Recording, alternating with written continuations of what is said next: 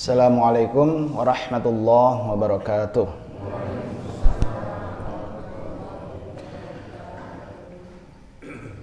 Innal hamdalillah nahmaduhu wa nasta'inuhu wa nastaghfiruh wa na'udzu billahi min syururi anfusina wa min sayyiati a'malina. May yahdihillahu fala mudilla lahu wa may yudlil fala hadiyalah. Asyhadu an la ilaha illallah wahdahu la syarikalah wa asyhadu anna Muhammadan abduhu wa rasuluh la nabiyya ba'dah. Para jamaah sekalian, pada subuh ini saya ingin melanjutkan kajian kita yang lalu ya. Kalau tidak salah Pak Sam masih ingat nggak yang lalu tuh sampai pemahaman mengenai apa yang menjadi tugas dari seorang rasul ya. Jadi kita membahas tentang surah As-Saff, surah ke-61 ayat ke-9 ya. Kalau saya nggak salah itu a'udzubillahi minasyaitonirrajim walladzi arsala rasulahu bil huda wa dinil haqq liyuzhirahu 'alad dini kulli walau karihal musyrikun. Dialah Allah yang telah mengutus Rasulnya dengan Al-Huda dan dengan Dinul Haq ya, Bil Huda wa Dinil Haq liyuzhirahu 'alad dini kulli, agar dimenangkannya dari semua cara hidup yang lain, walau karihal musyrikun, walaupun orang musyrik tidak menyukainya. Bapak Ibu sekalian, jadi kalau menurut ayat ini risalah atau sebab Rasul diutus itu atau menjadi tugas Rasul itu diutus, sebab kita tidak mungkin ada seorang Rasul diangkat atau diutus melainkan karena kepentingannya. Ini juga menyebabkan rukun iman itu ya, kalau kita ingat teman urutannya, yang pertama iman pada Allah, yang kedua iman pada malaikat Allah, yang ketiga iman pada bukan Rasul, kitab dulu, kitab-kitab Allah, baru yang keempat Rasul-Rasul Allah. Ayatnya begitu, hadisnya begitu ya, nggak ada yang urutannya itu nomor 3 Rasul dulu ya, seperti dalam surah Al-Baqarah. Amanar rasulu bima unzila ilaihi min rabbihi wal mu'minun. Ini surah Al-Baqarah satu ayat sebelum ayat terakhir ya, 285. Kullun amana billah wa malaikatihi wa kutubihi wa rusulih. Ya, jadi memang kitab-kitabnya dulu baru rasul-rasulnya ya. Dulu mungkin kita berpikir, loh kan Rasul dulu harusnya, karena Rasul yang membawa kitab. Iya, tapi justru di sini kita ingin meluruskan, tidaklah mungkin seorang Rasul itu diutus kalau tidak dimaksudkan untuk menyampaikan kitab. Ya, jadi Allah hendak memberi petunjuk pada manusia. Ya, kita semua diciptakan oleh Allah dan kita nggak tahu apa-apa. Ya, waktu lahir kan nggak tahu pasal waktu lahir apa udah langsung udah ngerti kayak sekarang, kan enggak ya. Kita nggak ada yang tahu ya. Allah pun menegaskan begitu dalam Al-Quran ya. Walladzi akhrajakum min butuni ummahatikum la ya'lamuna syai'an. Dialah Allah yang mengeluarkan kalian dari perut ibu kalian tanpa mengetahui sesuatu pun. Ya memang begitu ya. Kemudian Allah menjadikan pendengaran, penglihatan ya, supaya kita bisa bersyukur. Nah, jadi Allah hendak memberi petunjuk pada kita. Petunjuknya itulah risalah itu. Gini loh Pak Sam, caranya hidup yang benar tuh begini loh. Nah, begini lohnya ini adalah risalah, kitab, wahyu yang diturunkan. Tapi karena Allah memberi risalah ini kemudian melalui utusannya orang yang terpilih. Sebetulnya yang namanya rasul atau utusan itu bukan cuma dari golongan manusia ya, tapi juga dari malaikat. Kalau kita baca surah Al-Hajj misalnya ya, jadi Allah itu mengangkat utusan itu dari golongan manusia dan dari golongan malaikat ya, karena dari Allah kepada Rasulullah itu melalui malaikat Jibril. Ya, malaikat Jibril ini juga rasul bagi nabi kita, ya, bukan bagi Pak Sam. Pak Sam enggak didatengin malaikat Jibril ya. Bahaya kalau ngaku-ngaku didatengin malaikat Jibril nih ya. Paling malaikat rahmat gitu ya. Mungkin sering ke rumah Pak Sam. Tapi kalau malaikat Jibril hanya diutus pada rasul-rasul yang telah Allah pilih, ya. Allahu yastafu minal malaikati rusulan wa minan nas. Allah telah mengangkat rasul-rasulnya dari golongan malaikat dan dari golongan manusia gitu. Jadi memang prinsipnya seorang rasul itu ada yang mengutus, ya, yaitu Allah Subhanahu wa taala, ada utusan yaitu sang rasul, dan ada target ke siapa atau kemana dia diutus, dan ada risalah yang memang dibawa. Risalahnya ini yang penting. Jadi kan kalau misalnya apa ya, kalau zaman sekarang mungkin Pak Sam pengen ngirim barang gitu ya, panggil apa Gosen misalnya ya, jangan iklan ini nanti panggil Gosen misalnya gitu ya, kan nggak mungkin Gosen itu dipanggil kalau nggak ada yang mau dikirim gitu. Ngapain Pak Sam ujuk-ujuk panggil Gosen, kan enggak, pasti ada yang mau dikirim. Nah, risalah itulah, kitab itulah, wahyu-wahyu itulah yang kemudian menjadi urusan yang menyebabkan Rasul itu diangkat. Sehingga tugas seorang nabi rasul itu adalah menyampaikan risalah, ya. Apa risalahnya? Nah, yang sudah kita bahas kemarin, surah As-Saff surah 61 ayat 9 itu adalah Al-Huda dan Ad-Dinil Haq. Al-Huda itu nama lain dari Al-Qur'an. Ya, Al-Quran itu nama lainnya banyak ya. Ada Al-Dzikra, ada Al-Kitab sendiri, ada An-Nur, banyak sekali nama lainnya. Di antaranya adalah Al-Huda, artinya petunjuk. Nah, Al-Quran adalah risalah. Kita sudah terima semua itu, alhamdulillah ya. Di rumah kita semua insya Allah ada Quran. Di HP kita pun biasanya ada Quran juga, ya Pak ya. HP pun sekarang ada Qur'annya juga, bahkan ada terjemahnya, ada tafsirnya, lengkap dah ya. Nah, yang kedua risalahnya itu adalah waddinil haq, cara hidup yang benar. Nah, di sini kita perlu paham bahwa kitab itu, wahyu itu, al-huda itu tidak hanya disampaikan begitu aja. Ya, Nabi itu bukan tugasnya ini loh kitab Pak Sam udah gitu, enggak ya. Nabi harus mengajarkan itu, apa isinya, apa maksudnya. Kita baca Quran, Yasin wal Qur'anil Hakim innaka laminal mursalin ala siratim mustaqim. Kita baca itu, tapi kemudian kita harus paham sebab apa risalah ini isinya adalah petunjuk, dan petunjuk itu kita harus paham. Ada perintah, ada larangan di situ, dan ini harus kita paham benar supaya kita jangan sampai keliru paham. Ya, kalau keliru paham menyimpang akhirnya, dan setan seneng banget tuh yang kayak gitu. Ya. Yang kedua, selain memahamkan, mengajarkan, jadi Rasul itu juga seorang yang mengajarkan, ya, juga untuk mencontohkan apa yang diperintahkan itu, bagaimana cara pelaksanaan yang benar. Jadi prakteknya juga, bukan hanya teorinya. Kan kalau ngaji begini kan teorinya doang ya. 1 jam, 2 jam pun teorinya aja gitu. Prakteknya gimana? Nah, disitulah tugas seorang Rasul itu menunjukkan prakteknya. Ya, jadi sekali lagi Islam ini adalah sebuah ajaran yang bukan hanya mengajarkan soal tata cara ibadah kepada Tuhan saja, ya. Memang tugas seorang Rasul yang paling penting ya, nomor 1 mungkin adalah mengenalkan Allah Subhanahu wa taala kepada manusia. Sebab banyak orang yang merasa mengenal Allah tapi keliru paham. Jangan dikira orang kafir Quraisy itu nggak kenal Allah. Mereka kenal, bahkan biasa menyebut Allah itu. Dan disinggung oleh Allah juga dalam surah Al-Quraisy itu di juz Amma itu ya. Faliya'budu rabb hadzal bait. Itu sudah disinggung orang Quraisy. Mengabdilah, sembahlah Tuhannya rumah ini, maksudnya Ka'bah itu. Mereka semua tahu yang punya Ka'bah itu adalah Allah. Kita masih ingat kan kejadian perang gajah itu ya.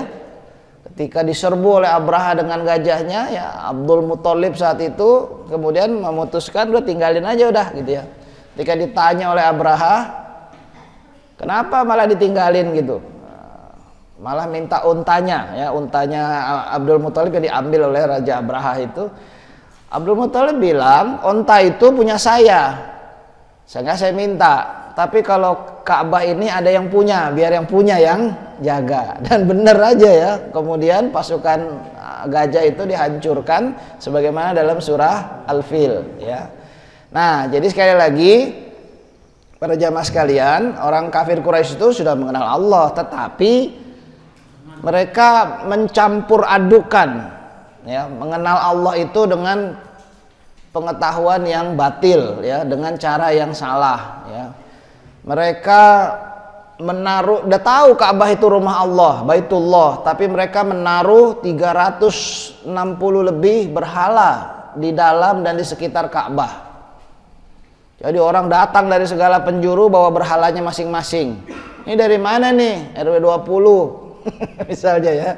Bawa berhala sendiri. Ya sudah, silahkan. Tahun depan datang lagi dari RW 20 itu untuk, kalau udah Ka'bahnya udah luntur, berhalanya udah luntur, diganti berhala yang baru gitu, dan seterusnya. Jadi mereka berpikir bahwa berhala itu adalah cara untuk mendekatkan diri pada Allah sedekat-dekatnya. Mereka berpikir Allah itu butuh perantara.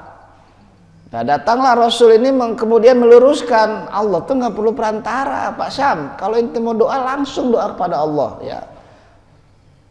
Wa idza sa'alaka ibadi anni fa inni qarib. Ya, itu dalam surah Al-Baqarah tuh, ya. Ayat berapa tuh? Tentang puasa itu kan, 184, 185 ya. Kalau ada hambaku yang bertanya padamu tentang aku ya Muhammad, bilang saja aku ini dekat. Ujibu da'watad da'i idza da'ani. Aku akan mengijabah permohonan orang-orang yang bermohon kepadaku. Jadi langsung kepada Allah. Hal yastajibu li wal yu'minu bi la'allakum yarsyudun. Jadi hendaklah dia penuhi dulu perintah-perintahku dan beriman dengan benar padaku supaya dia tetap di atas petunjuk. Jadi Bapak Ibu sekalian, sama halnya dengan orang-orang Bani Israel ketika Nabi Isa alaihissalam diutus pada mereka. Mereka juga mengenal Allah ya, bahkan masih melaksanakan ritual-ritual ibadah. Tapi cara pemahaman mereka sudah menyimpang dari apa yang diajarkan oleh Nabi Musa dulu ya. Karena Tauratnya masih dipegang, Tauratnya Nabi Musa itu masih dipegang oleh mereka, tapi kemudian mereka simpangkan itu semua. Mereka tambah-tambahkan yang hal-hal yang tidak pernah diajarkan oleh Nabi Musa sekalipun. Dan bahkan setelah Nabi Isa diutus pada mereka dengan membawa kitab lagi, yaitu Injil ya, selain meluruskan kitab Taurat yang masih dipegang oleh Bani Israel, Nabi Isa juga membawa kitab Injil. Akan tetapi hanya kurang lebih jarak antara Nabi Isa alaihissalam dengan Nabi Muhammad sallallahu alaihi wasallam, jaraknya itu kurang lebih hanya 600 tahun. Dalam 600 tahun penyimpangan yang terjadi begitu dahsyat. Saya sebut begitu dahsyat, menyimpang begitu jauh sampai-sampai Nabi Isa alaihissalam disembah sebagai Tuhan atau anak Tuhan, ya samalah itu ya, Tuhan anak Tuhan itu ya. Sesuatu yang Nabi Isa nggak pernah mengajarkannya, sesuatu yang Nabi Isa nggak pernah memberikan, sepatah pun nggak pernah Nabi Isa melontarkan. Itu dicatat dalam surah Al-Maidah, coba lihat ayat-ayat terakhir itu ya, 114, 115, 116 dalam surah Al-Maidah, surah kelima itu. Dipanggil oleh Allah nanti Nabi Isa, ya Isa, apakah engkau yang mengajarkan pada umatmu untuk menyembahmu dan menyembah ibumu? Nabi Isa bilang, Maha suci engkau, nggak pernah saya mengajarkan yang seperti itu. Kalau saya mengajarkan itu engkau udah tahu. Yang saya ajarkan itu hanyalah untuk menyembahmu ya, saja ya. Jadi di sini terjadi persoalan. Risalah itu kemudian tersimpangkan ya. Apa yang diajarkan oleh Nabi Rasul itu kemudian tercampur dengan berbagai macam hal yang lain. Itulah salah satu alasan mengapa Allah mengangkat lagi dan mengangkat lagi dan mengangkat lagi rasul demi rasul sepanjang sejarah ini. Namun kemudian semuanya berhenti dan selesai ketika risalah terakhir itu sudah turun. Al-Quran yang kita pegang itu adalah risalah terakhir. Nabi terakhir, rasul terakhir adalah Nabi Muhammad sallallahu alaihi wasallam. Tidak ada lagi la nabiyya ba'dahu. La nabiyya wala rasula ba'dahu. Tidak ada lagi nabi dan rasul setelahnya. Jadi kalau Pak Sam ngaku-ngaku nabi, nah ini udah nggak bener ini ya. Siapapun ya mengaku-ngaku nabi atau rasul mendapat wahyu itu sudah pasti tertolak karena Al-Qur'an sendiri yang menyatakan begitu ya. Nah, Bapak Ibu sekalian, ketika Al-Quran itu kemudian diturunkan ya, dan Rasulullah hanya dalam tempo kurang lebih 23 tahun harus mengajarkan dan mempraktekkan bagaimana 6.236 ayat itu harus dilaksanakan. 6.236 ayat itu harus dilaksanakan. Bagaimana caranya? Maka Rasulullah inilah yang mendapatkan tugas. Sekali lagi ya, betul Rasul itu diutus untuk mengajarkan kita bagaimana caranya menyembah Allah. Tapi kalau disebut penyembah itu jangan hanya berpikir tentang ibadah-ibadah mahdhah, sholat, puasa, zakat, haji, umroh, bukan cuma itu ya. Karena itu hanya sebagian saja, bahkan porsinya kecil. Kita sholat ini kan berapa menit tadi? 10 menit misalnya ya. Kalau bacanya agak panjang 10 menit, 15 menit.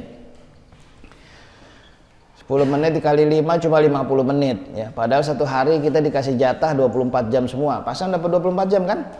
Iya, sama Pak, saya juga 24 jam ya. Masih ada 23 jam 10 menit. Itu buat apa ya? Apakah kita menyembah Allah cuma 50 menit saja sehari? Atau sebulan saja dari 12 bulan, yaitu bulan Ramadan saja? Kan enggak. Semuanya kita disuruh untuk menyembah Allah. Nggak boleh ada satu detik pun berlalu ketika kita membangkang kepada Allah. Begitu. Ini seharusnya demikian ya. Maka semua aktivitas kita termasuk makan dan minum, ini makanannya udah dibagiin ya. Termasuk makan dan minum itu harus menjadi ibadah. Nah, Rasul datang untuk mengajarkan caranya supaya nggak sekedar ngilangin lapar dan haus, tapi itu kemudian menjadi ibadah juga. Aktivitas kita kerja misalnya yang mungkin waktunya itu paling banyak mengambil dalam satu hari ya, berapa jam Pak Kus, berapa jam Pak sehari kalau dari berangkat sampai pulang lagi Pak? Tambah macetnya lagi ya, udah mulai macet lagi nih ya. Hah? 12 jam ya, 12 jam ya, plus macetnya di jalan misalnya 12 jam dari 24 jam, potong tidur lagi Pak. Jadi banyak sekali nih waktu terlalu. Kalau itu semua tidak bernilai ibadah, ruginya luar biasa kita ini ya, ruginya luar biasa. Nah, datang Rasulullah untuk kemudian mengajarkan begini caranya. Dan Islam ini bukan ajaran yang cuma tentang ibadah mahdhah. Ibadah mahdhah ritualnya itu nggak terlalu banyak sebetulnya ya, nggak terlalu banyak. Yang banyak itu yang justru ghairu mahdhahnya ya, yang muamalahnya itu yang lebih banyak justru. Dan datanglah Nabi untuk mengajarkan itu dan mencontohkan caranya. Bapak Ibu sekalian, penyimpangan terhadap Rasul menyebabkan penyimpangan terhadap risalah itu sendiri ya. Kenapa sih umat Nabi Isa atau mereka yang mengaku umatnya Nabi Isa itu sampai menjadikan Nabi Isa itu sebagai Tuhan misalnya? Nah, ini pagi ini sebetulnya yang ingin saya tuju adalah mengenai materi makanatur Rasul, kedudukan seorang Rasul. Penyimpangan pertama terjadi ketika Rasul itu ditaruh pada derajat yang begitu tinggi sampai dianggap Tuhan. Pernah nggak ngobrol coba sama orang Kristen itu, kenapa sih Yesus itu dianggap Tuhan gitu ya? Saya sering ngobrol begini dan mereka sering menjawab karena menurut pandangan mereka Nabi Isa itu melakukan banyak hal yang mustahil dilakukan oleh manusia ya. bisa menyembuhkan orang sakit, bahkan orang mati pun dihidupkan, bisa kemudian bahkan dalam riwayat mereka ya, berjalan di atas air dan lain-lain ya, air biasa menjadi minuman, pokoknya hal-hal yang menurut mereka tidak mungkin itu manusia gitu ya. Ya mungkin mereka kurang paham konsep mukjizat gitu ya mungkin, jadi sehingga kemudian terjadi seperti itu. Poinnya adalah mereka begitu kagum pada sang Rasul. Sama juga kita juga begitu kagum kalau kita mempelajari sirah nabawiyah, mengetahui mempelajari tentang Nabi Muhammad SAW, makin lama makin kagum kita. Bahkan orang kafir pun, kayak seorang sejarawan yang menulis buku itu, Michael Hart namanya, 100 tokoh yang paling berpengaruh di dunia ya. Itu tahun 80-an lah mungkin buku itu ditulis ya. Itu beliau mensortir dari semua tokoh di dunia yang pernah ada dalam sejarah dan kemudian menempatkannya dalam ranking. Yang paling tinggi pengaruhnya itu lebih tinggi rankingnya. Dan Nabi kita, Nabi Muhammad SAW ditaruh nomor 1. Padahal dia orang Kristen ya. Kenapa begitu? Karena secara objektif dia mengakui pengaruh Nabi Muhammad ini nggak ada bandingannya dibanding semua manusia yang pernah ada ya. Dan kalau manusia-manusia lain itu hanya punya 1 atau 2 keistimewaan dalam aspek hidupnya, Nabi kita itu di semua aspek hidupnya itu luar biasa gitu ya. Sehingga pantas kalau kemudian ditaruh nomor 1. Dampaknya itu nggak habis-habis sampai 1400 tahun lebih kemudian pun ya, sampai hari ini dan sampai hari kiamat insya Allah itu nggak ada habisnya. Nah, para jamaah sekalian, begitu kagumnya kita kepada sang Nabi, sang Rasul, sehingga kemudian kita sering salah paham, kemudian menganggap Nabi ini kedudukannya begitu tinggi. Ya mungkin kita nggak sampai menganggap Nabi kita seorang sebagai Tuhan misalnya ya. Mungkin kita nggak sampai begitu, karena itu Nabi Muhammad SAW pun mengajarkan kepada kita berkali-kali, waqul, dan katakanlah Muhammadun abduhu wa rasuluh. Nah, itu ditekankan benar oleh Nabi. Nabi Muhammad itu hanya hambanya dan juga rasulnya. Jadi hamba, bahkan dalam Al-Quran juga ditegaskan, qul, katakanlah ya Muhammad, innama ana basyarun mithlukum yuha ilayya annama ilahukum ilahun wahidun. Sesungguhnya saya ini cuma manusia biasa seperti kalian. Ada daging, ada darahnya juga, perlu makan, perlu minum juga, perlu tidur juga, bahkan punya istri juga, sama kayak Pak Sam, sama kayak kita semua. Bedanya hanya yuha ilayya annama ilahukum ilahun wahidun. Saya ini diberi wahyu oleh Allah, diberi petunjuk oleh Allah bahwa sesungguhnya Tuhan kalian itu Tuhan yang esa itu ya. Jadi wahyu itulah yang menyebabkan Rasul ini menjadi berbeda dibanding manusia lain ya. Kenapa begitu? Jangan sampai kemudian kita meletakkan Nabi kita itu begitu tinggi, sebegitu tingginya sampai-sampai kita tanpa sadar tidak mau meniru beliau. Nah itu ya Pak Sam, gini loh Pak Sam, Nabi itu pada istrinya tuh begitu baik misalnya gitu ya, pada tetangganya begitu baik walaupun tetangganya itu orang kafir, bukan orang Islam ya. Ya Ustadz, itu kan Nabi, saya kan manusia biasa, kata Pak Sam. Coba, pernah gak kita begitu coba ya? Asal dibilang Nabi itu begini, itu kan Nabi lah. Terus Nabi itu diutus sebagai manusia biasa supaya bisa ditiru oleh Pak Sam dan kita semua ya. Bukan seorang yang setengah dewa atau bahkan Tuhan, bukan. Malaikat pun bukan ya. Dalam surah Al-An'am ya, ayat 50, Al-A'raf 188 itu ditegaskan berkali-kali ya. Rasul menyatakan, aku ini bukan malaikat. Gitu ya. Aku ini bukan malaikat. Bahkan di situ di 2 ayat itu misalnya Rasul menegaskan, aku nggak tahu yang gaib.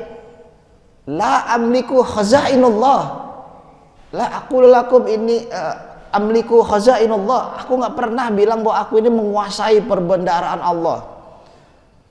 Aku nggak tahu yang gaib kecuali yang Allah wahyukan kepadaku. Nah, gitu ya.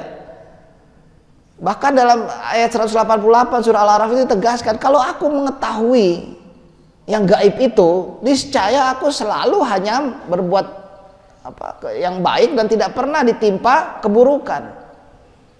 Ternyata Nabi dalam perang Uhud pun berdarah-darah, ya, giginya sampai copot, ya. Beliau menderita juga. Kenapa? Karena memang nggak tahu kalau bakal begitu jadinya. Rasul hanya diberitahu yang gaib itu seperti yang Allah kehendaki aja. Di luar itu Rasul nggak tahu. Bahkan pernah ada yang bertanya kepada Rasulullah tentang hari kiamat. Ya. Kapan hari kiamat itu? Ya, Nabi nggak tahu kapan terjadinya. Karena itu semua hanya urusan Allah. Jadi kalau sekarang ada yang belagu gitu ya, bilang hari kiamat tanggal sekian, oh ini sekian. Udah dipastikan bohong gitu ya. Bagaimana mungkin seorang yang paling disayang oleh Allah aja nggak tahu soal itu.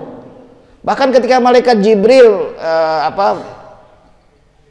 datang kepada Rasulullah di depan para sahabat yang lagi ngaji begini, datang malaikat Jibril dalam bentuk seorang laki-laki yang berpakaian putih, bersih, ganteng kayak Pak Sam gini gitu ya, duduk di hadapan Rasulullah ya. Kemudian bertanya pada Rasulullah ya tentang rukun iman, rukun Islam ya, dan kemudian tentang ihsan ya, lalu bertanya lagi tentang kapan hari kiamat. Maka Nabi menjawabnya, yang ditanya dan yang bertanya, yang ditanya itu sama nggak taunya dengan yang bertanya. Jadi kita sama-sama nggak tahu mas gitu ya. Bahkan malaikat Jibril pun nggak tahu kapan hari kiamat itu ya. Rasulullah juga nggak tahu. Jadi Rasul hanya tahu apa yang diwahyukan oleh Allah kepada beliau ya.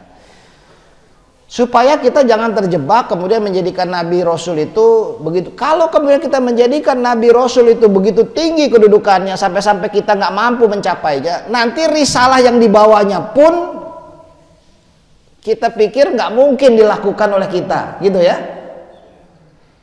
Yaitu kan Nabi itu contohnya tuh kata-kata yang menempatkan Rasulullah dan risalah itu begitu tingginya sampai nggak bisa terjangkau. Yaitu kan Nabi loh. Memang kita disuruh niru Nabi kok, ya. Dalam surah Al-Ahzab itu ditegaskan bahwa kita disuruh supaya laqad kana lakum fi Rasulillah uswatun hasanah. Sesungguhnya telah ada pada diri Rasulullah itu contoh teladan terbaik untuk kita ikuti, ya. Kalau nggak mau nyontoh Nabi lalu nyontoh siapa? Nyontoh Abu Jahal? Ya kan nggak mungkin, ya nggak boleh malah. Kita disuruh nyontoh Nabi, ya. Terutama dalam persoalan-persoalan ibadah mahdhah, ya. Pak Sam sholat itu niru Nabi nggak misalnya? Kalau nggak niru Nabi bahaya itu, bisa ditolak sholatnya. Sudah benar belum sholat kita, ya? Kapan terakhir kita belajar tentang sholat? Nah, ya. Dulu waktu masih kecil, wah, terus udah bener belum itu sholatnya, udah diperiksa belum gitu ya. Di zaman Nabi dulu orang belajar sholat itu di Masjid Nabawi disuruh nginep 20 hari 20 malam. Ini dari mana nih? RW 20 Pamulang, nginep sini 20 hari 20 malam. Ditatar oleh Nabi begitu rupa, dari mulai toharohnya ya, wudhu, mandi, tayamum, sampai tata cara sholat, angkat tangannya, semuanya ya dilatih oleh Rasulullah sampai benar. Setelah itu ketika mau kembali ke RW 20 Pamulang, Rasul kemudian mengeluarkan hadis yang terkenal yang sering kita dengar, shollu ma'ahum kama ra'aitumuni usolli. Salatlah kalian bersama mereka di RW 20 sebagaimana kalian sudah melihat bagaimana saya sholat. Ini penting nih. Sini pernah nggak ada penataran sholat? Emang perlu Ustaz? Ya gimana ya, udah beres belum? Kalau itu nggak beres, itu gimana kita ngulang-ngulang kesalahan terus? Iya kan? Nah, para jamaah sekalian, sehingga ya lagi-lagi risalah itu menjadi penting. Namun kita harus ingat Quran Al-Huda itu berisi hukum-hukum dan peraturan-peraturan. Hanya saja, atau hukum-hukum ya kalau bahasa, hanya saja tidak semua yang termaktub dalam Al-Quran itu sudah dirincikan. Padahal hukum itu harus rinci, ya. Quran itu berlaku sampai akhir zaman. Tidak ada satu ayat pun yang boleh dikoreksi. Kalau ada orang Islam walaupun disebut ulama sekalipun, lalu menyatakan ada ayat Quran yang sudah kadaluarsa misalnya. Emang ente pikir Quran itu kue bolu ada kadaluarsanya ya? Nggak ada kadaluarsanya. Oh, ada ayat Quran yang sudah tidak berlaku lagi hari ini, harus diganti. Diganti pakai apa? Ya. Mengganti-ganti wahyu itulah kerjaan orang-orang Bani Israil dulu yang menyebabkan Allah murka pada mereka. Diganti-ganti seenaknya, dirubah-rubah menurut pemikirannya. Pernah ada nggak di negeri kita di ulama yang model-model begini? Pernah ada nggak? Nggak pernah dengar? Pernah nggak? Hah? Saya pernah baca tuh, ya, ada pemikiran seorang yang disebut ulama, nggak usah sebut namanya lah ya. Dia menyatakan misalnya ini melihat animo jamaah haji Indonesia itu begitu tinggi, kalau daftar di Pamulang ini bisa ngantri berapa tahun Pak Sam? 20 tahun, daftar sekarang 20 tahun lagi baru dapat jatah gitu, saking banyaknya yang daftar. Ada pemikiran supaya disampaikan ke pemerintah Saudi itu supaya penyelenggaraan haji itu disebar saja bulannya, jangan hanya bulan Zulhijjah, tapi juga di bulan Muharram. Sekarang apa? Safar ya, Rabiul Awal, Rabiul Tsani, Jumadil Awal, Jumadil Akhir, terus supaya bisa dapat jatah semua dan nggak perlu ngantri. Masuk akal nggak tuh? Masuk ya. Boleh nggak begitu? Nggak boleh ya. Gimana? Allah telah menetapkan dalam Al-Quran itu al-hajju ashhurum ma'lumat, haji itu pada bulan yang sudah ditentukan, nggak boleh di bulan lain ya. Kok mau robah-robah begitu? Ya kan perkembangan apa? Nggak ada urusan, mau perkembangan kayak apapun tunduk pada Quran gitu ya. Nah, yang perlu saya ingatkan di sini ada dua hal mengenai hukum-hukum itu ya. Yang pertama, contoh aja sholat ya. Sholat itu dalam Quran begitu banyak perintahnya. Aqibis sholah wa atuz zakah ya. Aqibis sholah lidzikri dan lain-lain. Banyak sekali ayat tentang dirikanlah sholat. Tapi di Quran tuh nggak ada rinciannya. Berapa rakaat sih sholat subuh? Berapa rakaat sholat maghrib? Nggak ada dalam Quran ya. Apa sih yang dibaca waktu ruku, waktu itidal? Bagaimana angkat tangannya? Bagaimana cara sujudnya? Ada nggak di Quran? Tidak ada ya. Karena itu Allah memerintahkan pada Nabi kita dalam surah An-Nahl ayat 44, wa anzalna ilaika dzikra litubayyina linnas ma nuzila ilaihim wa la'allahum yatafakkarun.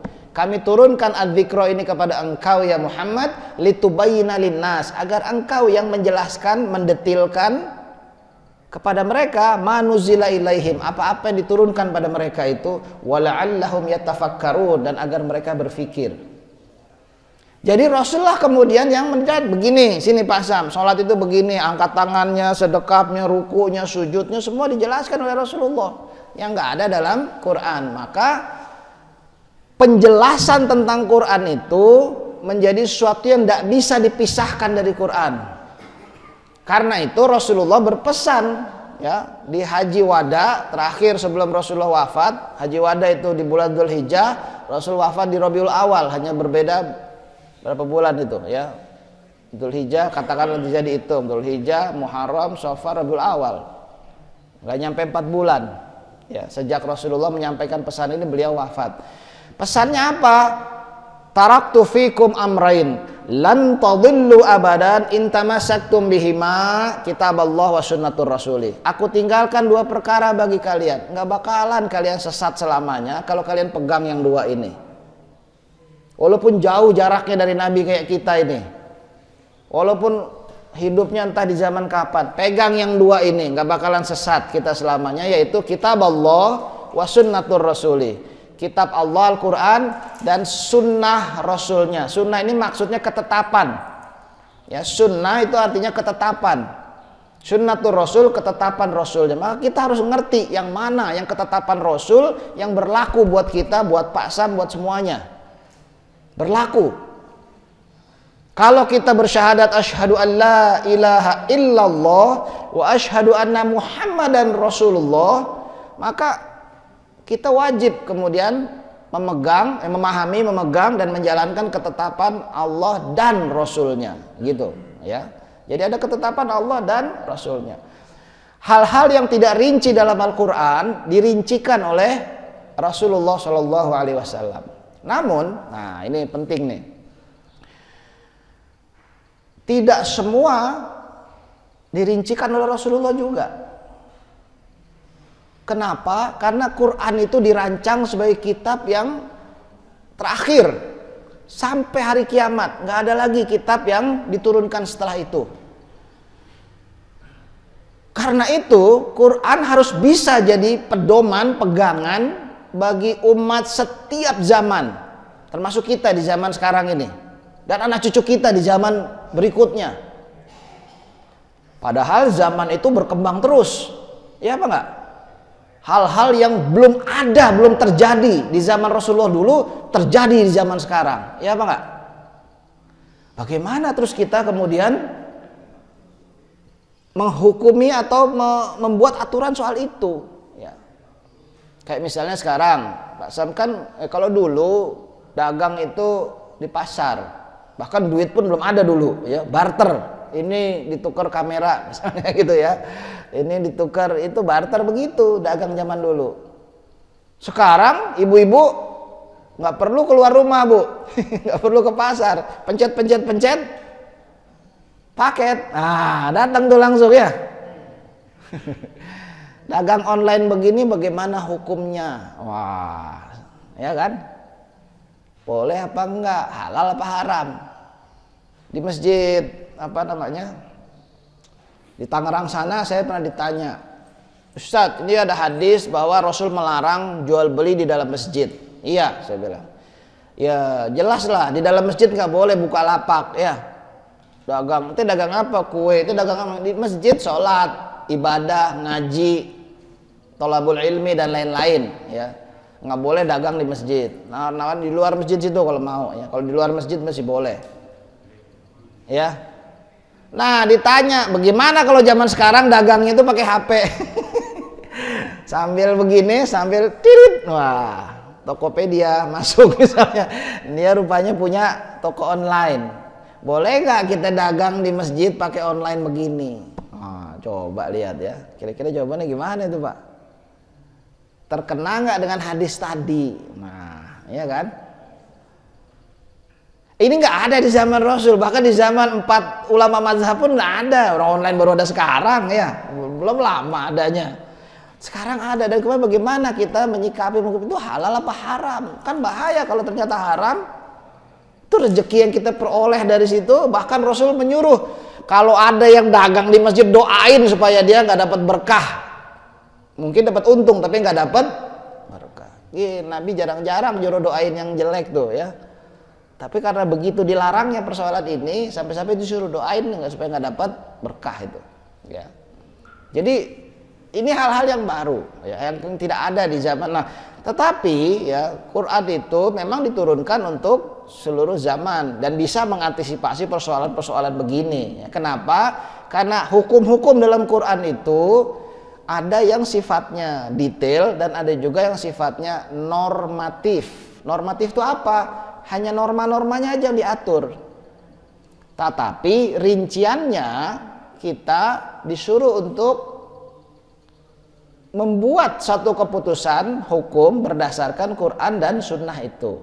Hal-hal yang belum ada di situ kita disuruh kemudian membuatnya. Contohnya apa? Contohnya, kalau soal dagang misalnya Rasul hanya Quran hanya menyatakan wailul lil mutaffifin, masuk neraka orang yang curang dalam dagang. Idza talu 'alan nas yastawfun wa idza kaluhum aw wazanuhum yukhsirun, ya. Kalau nimbang buat dia kurangi, dia lebihin. Kalau nimbang buat orang dia kurangin. Curang itu namanya, ya.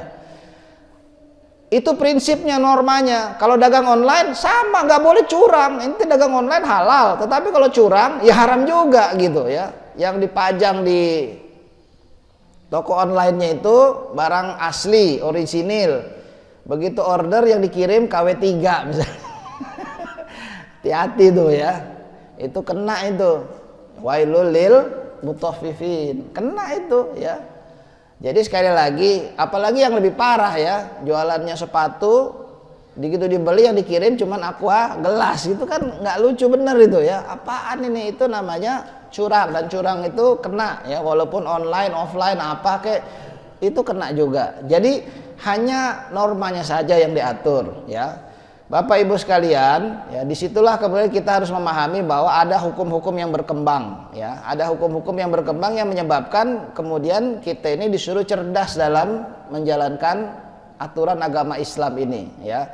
Mungkin tidak semua kita memahami, sehingga perlu musyawarah. Ada orang-orang yang kita anggap paham, para ulama juga untuk memutuskan, dan kemudian bagaimana bayi tabung misalnya. Ini teknologi kan baru sekarang ini ada ya. Dulu mana ada ya. Cari di kitab Imam Syafi'i nggak ketemu itu bab tentang bayi tabung, yang belum ada zaman dulu ya. Halal atau haram ya, jangan salah loh ya. Tetangga kita Singapura aja nih nggak jauh dari kita, itu sudah punya namanya bank sperma. Luar biasa itu. Di Amerika, di Eropa sekarang berkembang pekerjaan baru buat ibu-ibu, surrogate mother. Apa itu? Sewa rahim gitu. Jadi ada orang mau hamil, mau punya anak tapi nggak mau hamil bu, sewa rahim ibu. Mungkin nggak? Mungkin. Sel telur perempuan ini diambil, lalu kemudian spermanya juga entah sperma siapa, kalau perlu ke bank sperma situ pilih sendiri yang mana maunya, lalu kemudian dengan teknologi bayi tabung ini itu jadi ya, jadi zigot yang baru ya, dan kemudian berkembang. Ini kan harus ada tempat yang ditaruh di rahim. Rahimnya bisa rahim siapa aja. Jadi anak siapa itu? Nah kan jadi bingung akhirnya. Ini halal apa haram gitu. Majelis Ulama Indonesia pernah bersidang soal ini ya, untuk kemudian mengetahui bagaimana hukumnya ya. Keluar fatwanya itu bahwa kalau bayi tabung itu halal kalau telurnya dan spermanya berasal dari suami istri yang sah menikah. Kalau nggak sah menikah haram. Kemudian setelah jadi ditaruh di rahim si ibunya yang punya telur itu, baru kemudian itu halal. Di luar itu haram. Kenapa? Karena salah satu maqasidus syar'i ini ya, maksud dari syariat ini diterapkan adalah menjaga garis keturunan. Kan kacau kalau garis keturunan ini anak siapa nggak jelas juga akhirnya ya. Nah, jadi hal-hal yang kemudian baru muncul pada zaman-zaman belakangan ini itu sesungguhnya sudah ada aturannya juga. Ya, cuma kita la'allahum yatafakkarun, kita disuruh bisa berpikir untuk kemudian memahami persoalan ini. Makanya jadi umat Islam nggak boleh bodoh, harus pinter, harus ngerti. Ya saya kan orang awam, kata Pak Syam. Ya Islam udah puluhan tahun masih awam aja sih Pak gitu ya. Ini mah bukan orang awam, malas saja ngaji. Masjid dekat, pengajian banyak, ya nggak?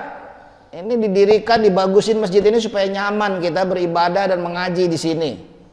Masa ngaku awam terus sih, emang malas aja kali gitu ya.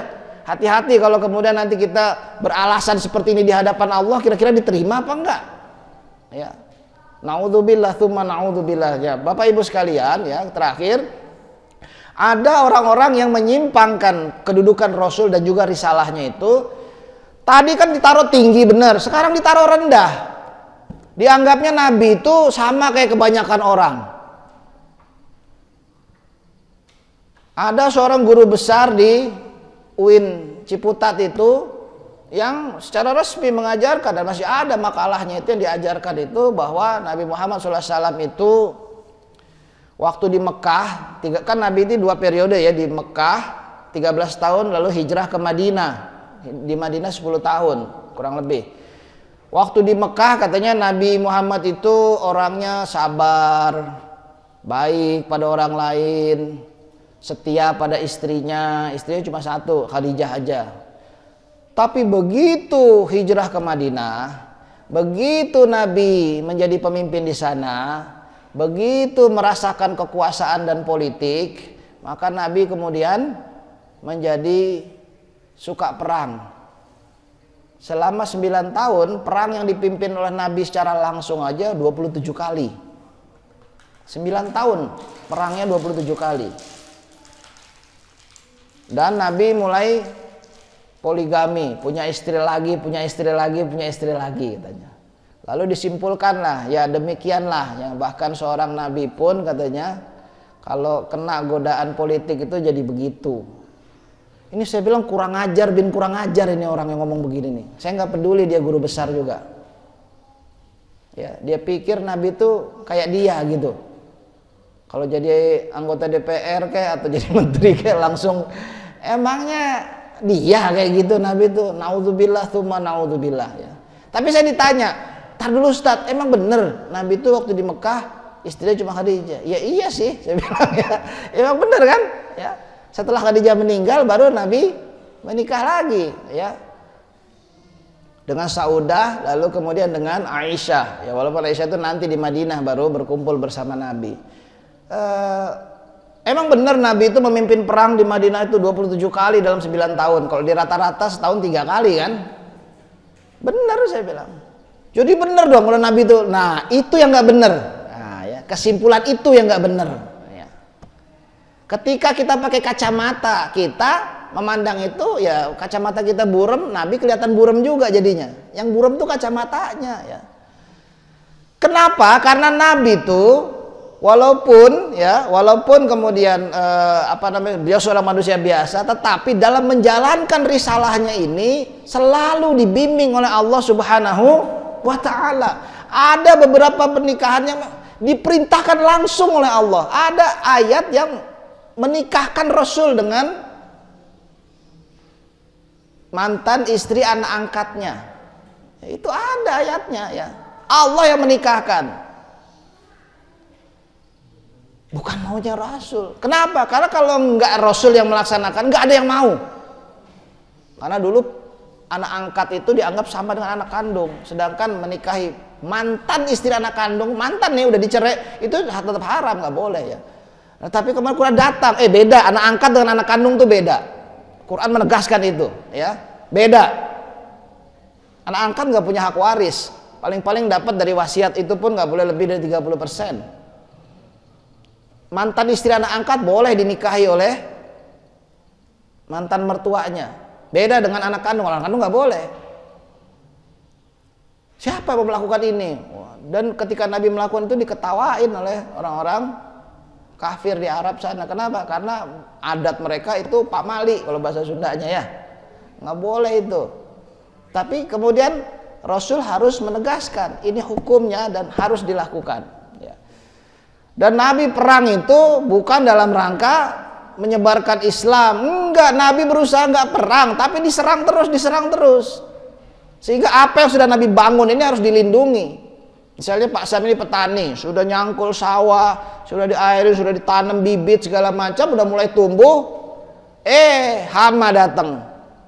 Ketika mulai berbuah padinya, burung datang. Ya kan harus diusir itu. Kalau didiamin biarin deh, kita sabar. Ini namanya bodoh, bukan sabar ya. Sabar itu kalau kena musibah, kalau kena kezaliman nggak boleh gini-gini doang. Kita diperintahkan melawan. Kalau kita nggak begitu, nggak pernah merdeka bangsa ini. Para ulama yang mendirikan negeri ini tahu itu. Nggak boleh ditampar pipi kiri kasih pipi kanan. Itu blow on namanya, bukan sabar ya.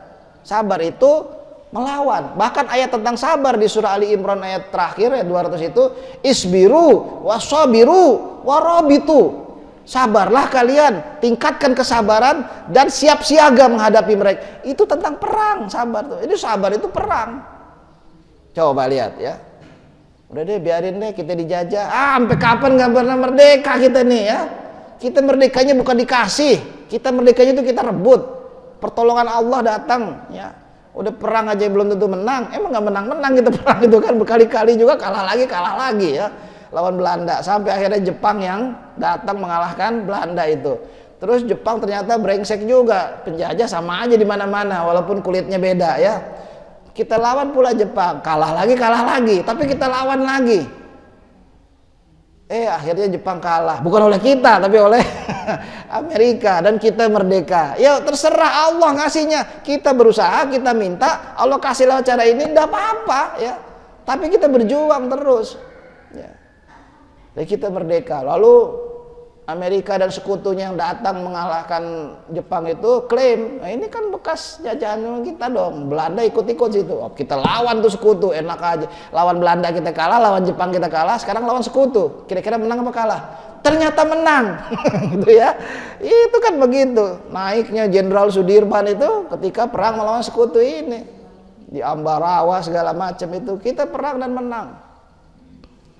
Dan Allah kemudian memberikan nikmat kemerdekaan ini pada kita. Jadi Bapak Ibu sekalian ya, Rasul itu juga memang manusia biasa, tetapi dalam bimbingan Allah. Adabani Rabbi fa ahsani tadbi. Begitu sabda Rasulullah, aku ini diajarkan oleh Allah dan betapa hebat pengajaran Allah itu. Dan Nabi kemudian dijaga oleh Allah, itulah sifat maksum. Ismah itu artinya terjaga, bukan gak pernah salah. Kalau salah langsung dilurusin oleh Allah, langsung dikoreksi. Jangankan salah perbuatan, mukanya berubah saja oleh Allah langsung dikoreksi. Abasa wa tawalla an ja'ahul a'ma. Dia bermuka masam dan dia berpaling karena datang padanya seorang yang buta. Langsung dikoreksi oleh Allah, nggak boleh begitu. Ya, nggak boleh begitu. Bapak Ibu sekalian, jadi yang penting kita pahami di sini, walaupun Nabi itu manusia biasa, tetapi beliau terjaga sehingga mustahil kemudian beliau mengeluarkan keputusan-keputusan yang bertentangan dengan Al-Quran itu sendiri. Ya, ada ayatnya, wa ma yantiqu anil hawa in huwa illa wahyun yuha.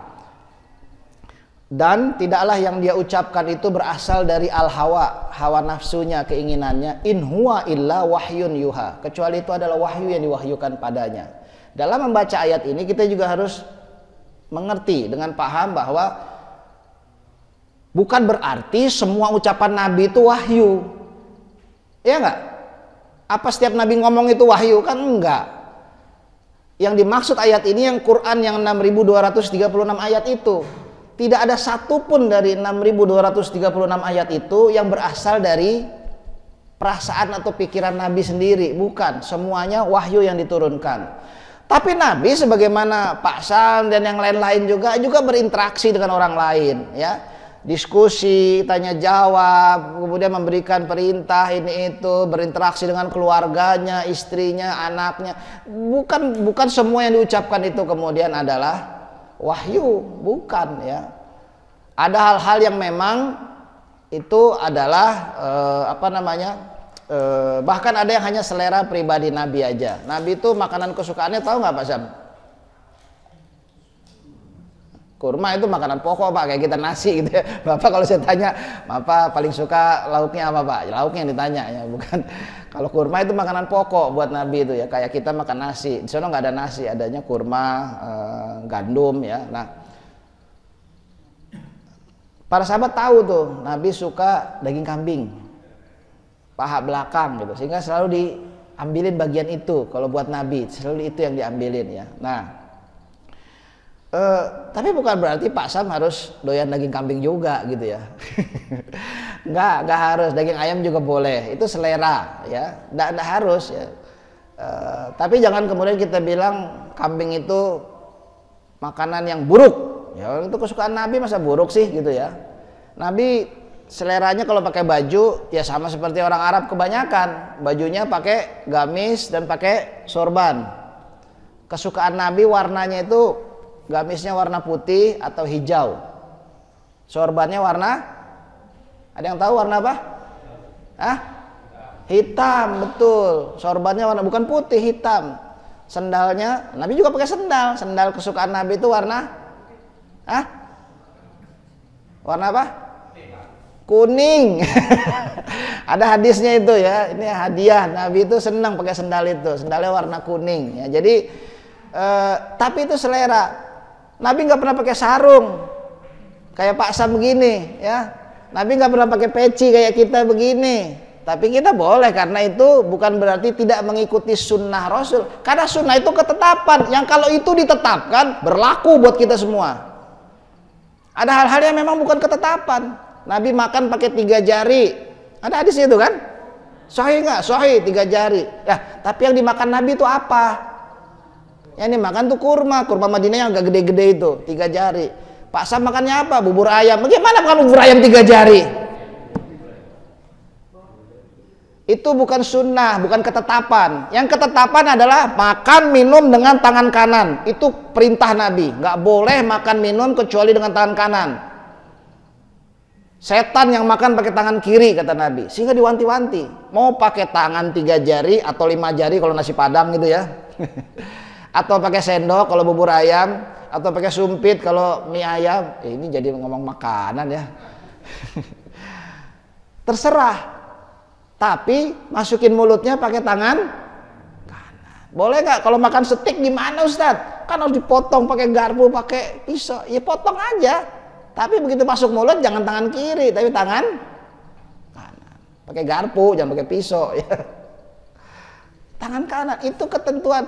Boleh pakai baju koko, baju apa, batik, baju Jawa itu apa namanya?